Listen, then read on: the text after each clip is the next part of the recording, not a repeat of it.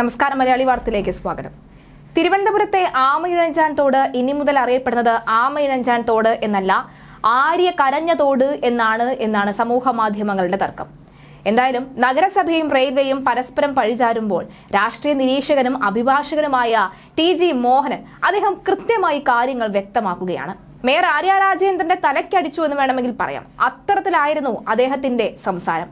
കഴിഞ്ഞ ദിവസം ഒരു സ്വകാര്യ ചാനൽ നടത്തിയ അഭിമുഖത്തിനിടയിലാണ് അദ്ദേഹം ഈ ആമയിഴഞ്ചാൻ തോടുമായി ബന്ധപ്പെട്ട് ഇവിടുത്തെ മാലിന്യ പ്രശ്നങ്ങളുമായി ബന്ധപ്പെട്ട് കഴിഞ്ഞ അല്ലെങ്കിൽ അദ്ദേഹത്തിന്റെ കുറെ അനുഭവങ്ങൾ, അഭിപ്രായങ്ങളൊക്കെ തന്നെ വ്യക്തമാക്കിയത്. ഇത്രയും പ്രായം കുറഞ്ഞ ഒരു വ്യക്തിയെ പിടിച്ച് മേയറാക്കി, ഇത്രയും അറിവും വിവേകവും ഇല്ലാതെ, കൃത്യമായി കാര്യങ്ങൾ പറഞ്ഞ് മനസ്സിലാകാൻ പോലും ഒരു മനസ്സുപോലും ഇല്ലാതെ എന്തൊക്കെയാണ് ഈ കുട്ടി കിടന്ന് കാണിക്കുന്നത് എന്നായിരുന്നു അദ്ദേഹം ചോദിച്ചത്.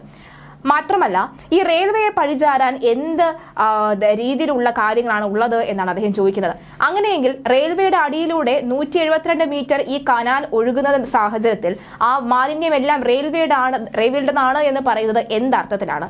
അങ്ങനെയെങ്കിൽ ഈ കേരളത്തിന് മുഴുവനുള്ള നദികളുടെ മുകളിലൂടെ ട്രെയിൻ പോകുന്നുണ്ട്. അങ്ങനെയെങ്കിൽ ആ ട്രെയിൻ പോകുന്ന അതിന്റെ താഴെയുള്ള നദികൾ മലിനീകരണം അല്ലെങ്കിൽ മലിനമാകുന്നതിന് കാരണം ഇന്ത്യൻ റെയിൽവേ ആണെന്ന് പറഞ്ഞു വെക്കുമോ? അല്ലെങ്കിൽ തന്നെ ഈ ട്രെയിൻ പോകുന്നതിന് തൊട്ട് താഴെയുള്ള നദിയോ കനാലോ കായലോ എന്തുമാകട്ടെ, അത് മലിനമായാൽ അത് വൃത്തിയാക്കേണ്ട ഉത്തരവാദിത്തം ഇവിടുത്തെ ഇന്ത്യൻ റെയിൽവേക്കാണോ? അത് അതാത് നഗരസഭയ്ക്ക് തന്നെയാണ്. കൃത്യമായി കാര്യങ്ങൾ അറിയാതെ, കൃത്യമായി ഒന്നിനെക്കുറിച്ച് ഒന്നും പഠനം നടത്താതെ, ചുമ്മാ വായി തോന്നുന്നത് വിളിച്ചു പറഞ്ഞ് ഈ പ്രധാന മാതാവായി ചമഞ്ഞിരിക്കാൻ നാണമില്ലേ എന്നാണ് അദ്ദേഹം എടുത്തു ചോദിക്കുന്നത്.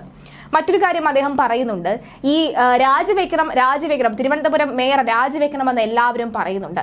സ്വന്തം തെറ്റ് തിരിച്ചറിഞ്ഞ് ഇതിന് ഉത്തരവാദി ഡയറക്റ്റ് ആയിട്ട് ഞാൻ അല്ലെങ്കിൽ പോലും, അല്ലെങ്കിൽ ഇതിന്റെ നേർ ഉത്തരവാദി ഞാൻ അല്ലെങ്കിൽ പോലും എന്റെ തെറ്റുകൾ എവിടെയൊക്കെ ഉണ്ട് എന്ന് മനസ്സിലാക്കി ഞാൻ രാജിവെക്കുന്നു എന്ന് പറയാനും വേണം ഒരു റേഞ്ച്.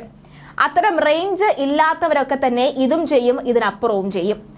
അതുകൊണ്ട് തന്നെ മേയർ ആര്യ രാജേന്ദ്രൻ രാജിവെക്കുമെന്ന് ആരും പ്രതീക്ഷിക്കേണ്ടതില്ല. അത് ചെയ്യുകയില്ല. കാരണം സ്വന്തം തെറ്റ് തിരിച്ചറിയാനും അത് അഡ്മിറ്റ് ചെയ്യാനും വേണം ഒരു മനസ്സ്.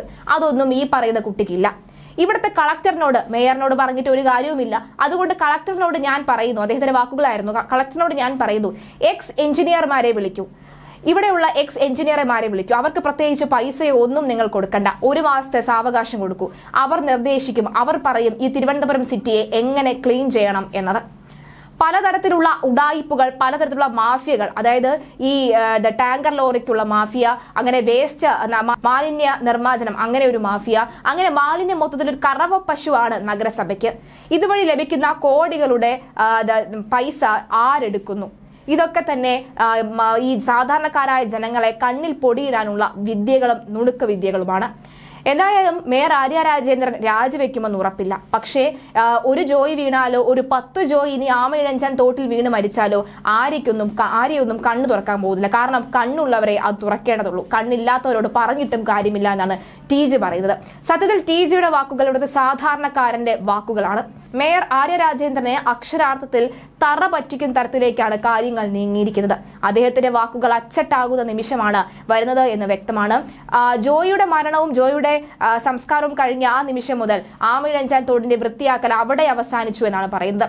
അറിഞ്ഞൊന്ന് റെയിൽവേ ഇറങ്ങിക്കഴിഞ്ഞാൽ തീരാവുന്നതേ ഉള്ളൂ നഗരസഭയുടെ ഈ മുട്ടാപ്പോക്ക് ന്യായങ്ങൾ എന്നൊക്കെയാണ് അദ്ദേഹം വ്യക്തമാക്കുന്നത്. എന്തായാലും മേയർ ആര്യ രാജേന്ദ്രന് കർശനമായൊരു നടപടി പാർട്ടിയുടെ ഭാഗത്തു നിന്നും ഉണ്ടാകുമോ ഇല്ലയോ എന്നൊക്കെ തന്നെ കണ്ടറിയാം.